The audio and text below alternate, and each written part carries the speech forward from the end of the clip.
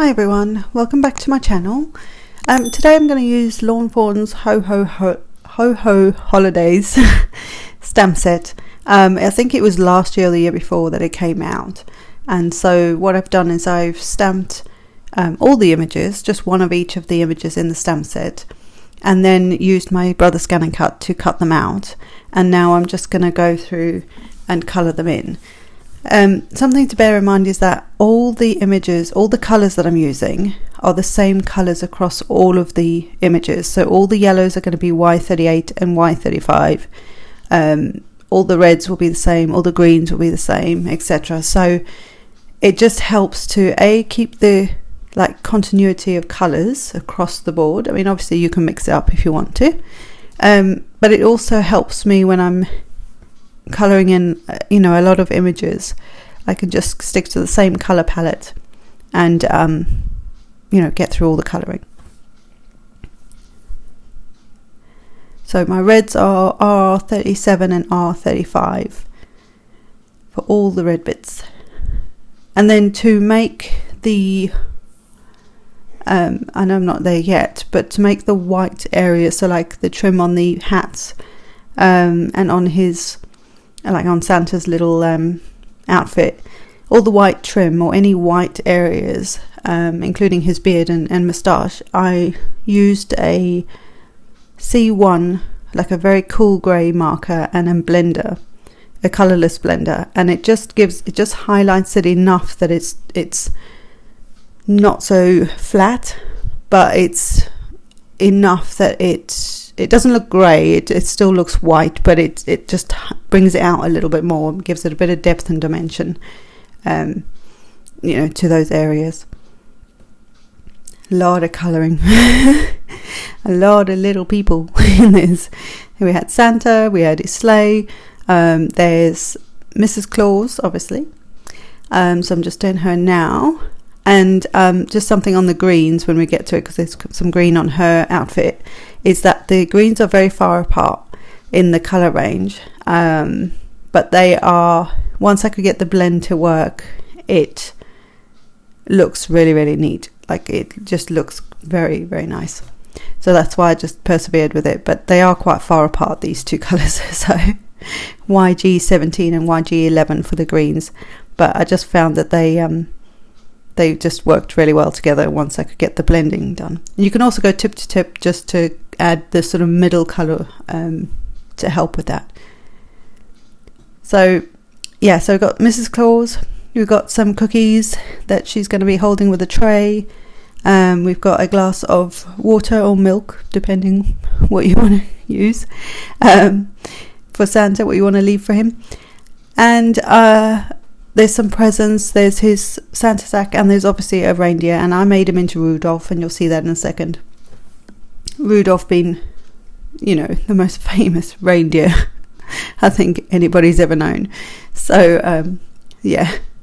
So for my glass of water, I just used a very pale blue, I think it was a BG10, I believe. Yeah, BG10. And it's a very, very pale blue sort of colour, and then I used a blender pen just to drag that colour out so it's not so stark, or not so blue, I guess. And then again, the same colours throughout for the browns, the reds, etc. So onto Rudolph, and I'm gonna leave a patch at the bottom so that when I go over with the lighter marker to blend it in, his belly will be a little bit lighter, and I thought that was quite a nice little thing to do.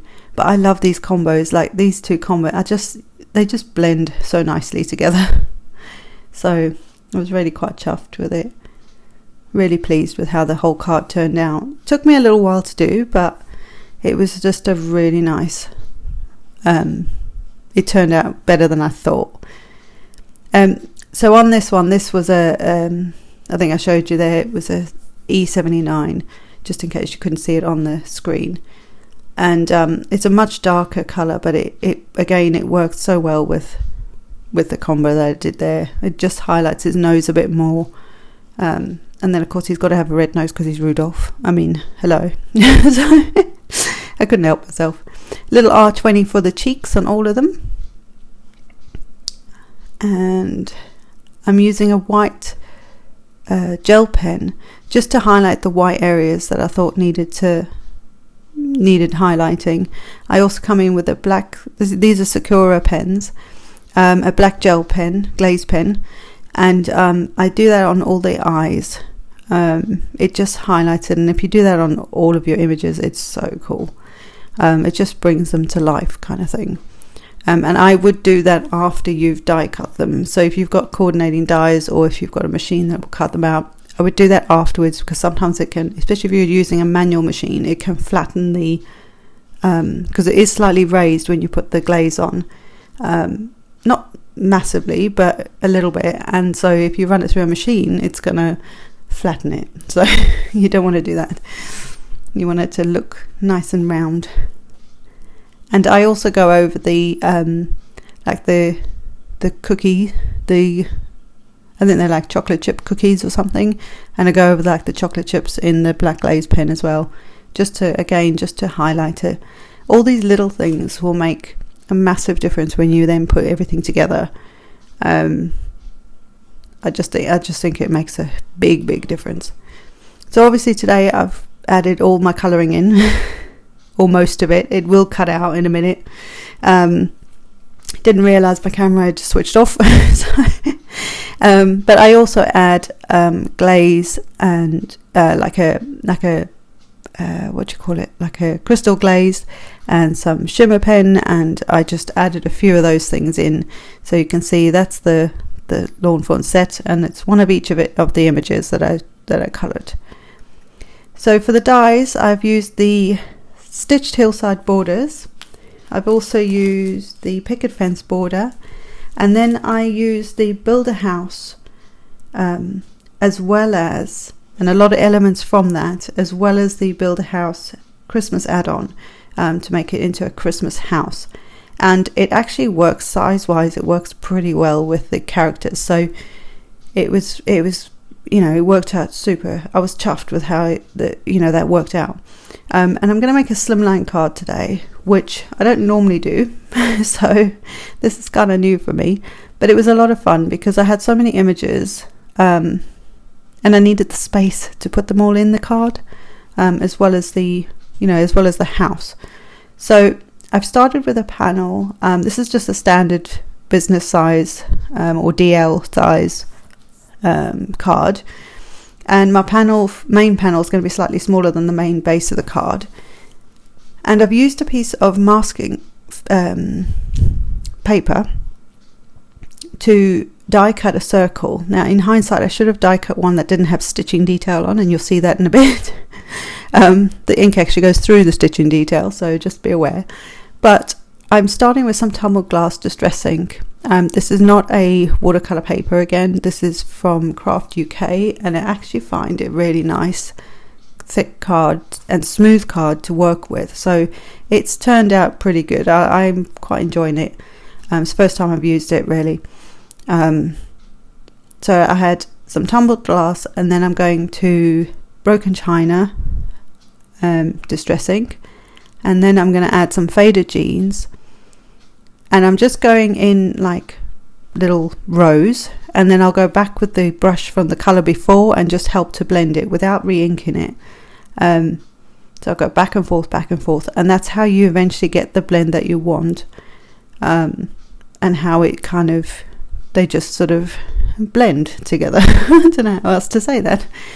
And then I took some black soot. Now I've made quite a few videos recently, and you'll see them in upcoming videos. I think with the black soot, I probably don't want to be doing it the way I'm doing it at the moment. I probably want to do it as a highlight right on the edge of the card. So that's just note to self. This one turned out pretty cool, but some of the other ones, it really didn't work very well. So, and you'll see that in those videos that are coming up.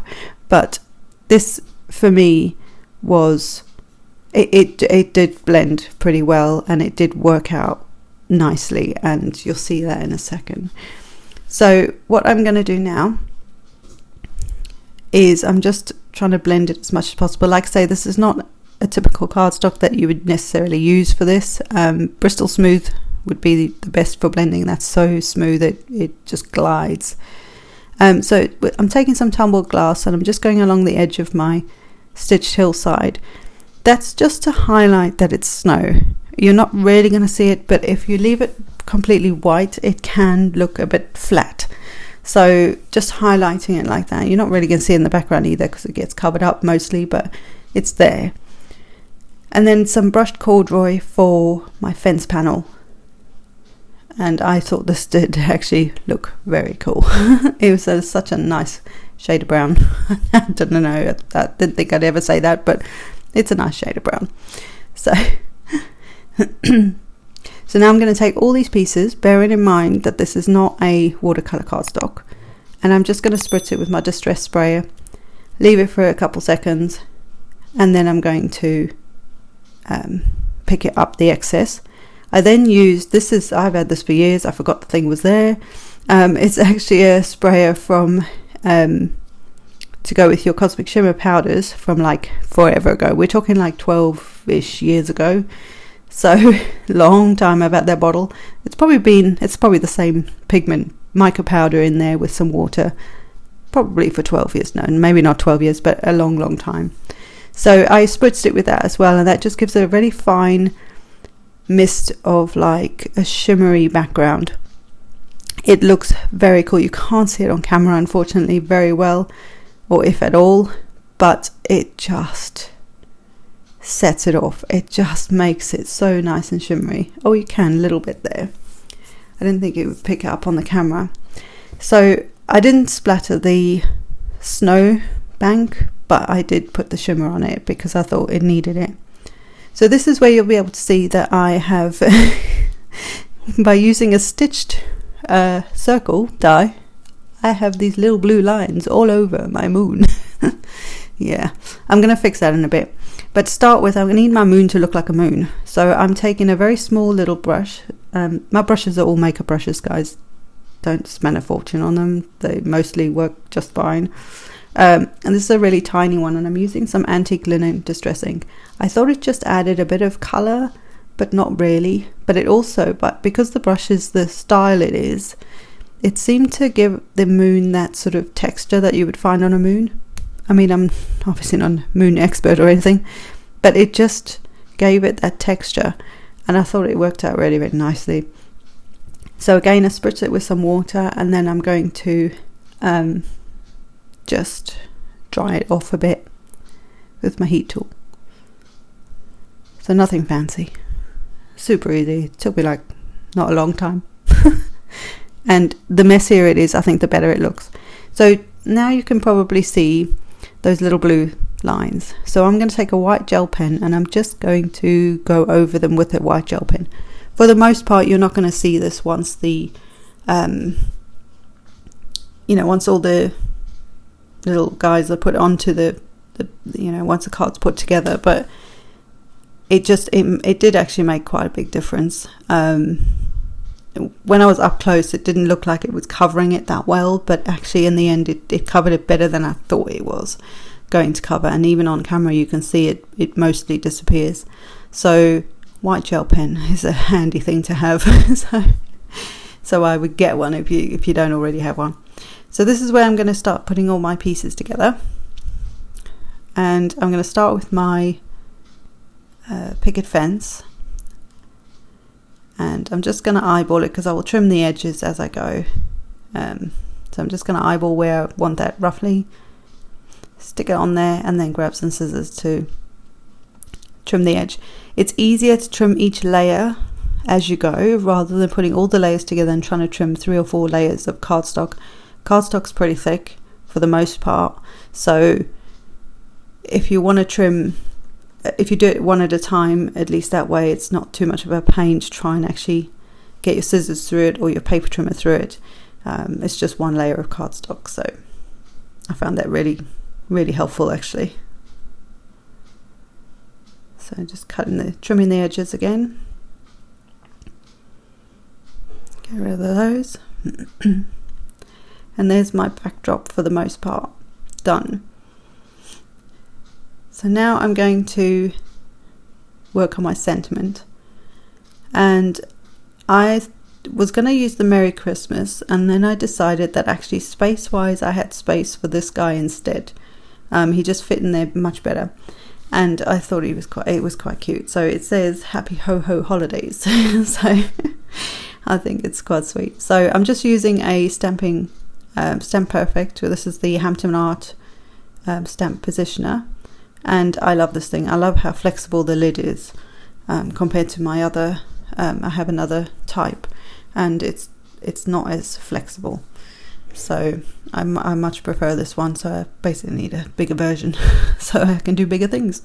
So what I'm going to do is I'm just going to try and stick together all the elements that work together. So I'm going to put the reins onto Rudolph. I'm going to say he's Rudolph. He's got to be a Rudolph. And if I didn't say it before, what I did when I finished colouring, I also added some Nouveau, what's it called, Aqua Shimmer. It's like a shimmery pen, and I also added some glaze, or like a crystal glaze is the one I used, but you could use glossy accents or anything like that.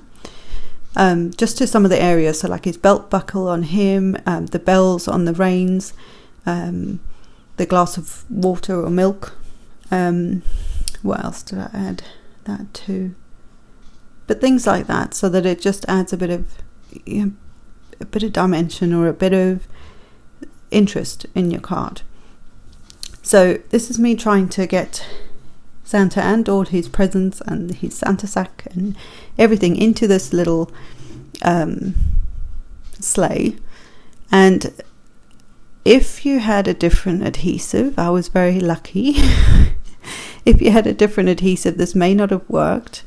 I was quite lucky that it hadn't completely bonded with the paper, so I could actually finagle quite a lot. And I kept going and going and going, because eventually I thought, no, Santa needs to have his arm out of the sleigh. So I actually trimmed, I didn't hurt him, but I just trimmed up the side of him so that his arm could actually slide over the top of the sleigh. And once I was happy with everything, even though it was glued together, I just added a bit of washi tape at the back, just to make sure that it definitely, those pieces weren't going to change where I'd arranged them. And that way he's in there looking quite cute. And then I had some glue that just got somewhere else, so I just used a glue eraser thing, whatever it's called.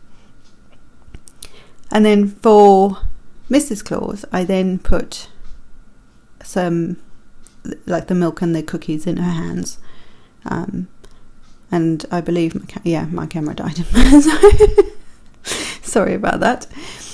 So I'm just going to stick all the elements together. So I've got my card base. I'm then going to stick my background scene. And I thought I'd stuck it on badly, and then I tore my card. So this is where wet adhesive is so much easier. Or better in some ways. But it still worked out okay. You can see I'm looking at it going, it's not on there straight. Oh, and I've torn my card. Yeah, well done. Anyway, these things happen. It's still cute. I'm still going with it. And then I've got foam adhesive on everything. So I've got foam adhesive on my little house, which is going to go down the bottom here. And I just think this looks so sweet. And when it's all together, I was so chuffed. So chuffed. It's one of those things that you make and you think, God, it's taken me forever, because obviously the house took a little while to put together. All the elements that I stamped and coloured and die cut, they took a little while to sort out. And obviously I added extra glazes and all those extra little bits to it. Same with the house. The lights got, some glitter on them, and then they got some glaze over the top, so they're shiny and sparkly, and and I think for a Christmas card it makes sense to do that, but it takes a long time. So these sort of cards, although I love them and this turned out so cute, they do take a long time. So if you want to recreate it, and take inspiration from it, which I would love, it does take a lot of time. So I hope you enjoyed this. I hope this was inspiring for you, whether it's just working on your backgrounds, blending techniques with backgrounds, whether it's working on your stamped coloured, colouring your images, that sort of thing, or whether it's building a scenery kind of card or something you could frame, then I hope this inspired you to do that. So Merry Christmas in July. We're still in July, I think. I don't know what day I'm on anymore. And I hope that I will see you in the next one, guys. Have a wonderful day and stay safe as always. Thanks. Bye.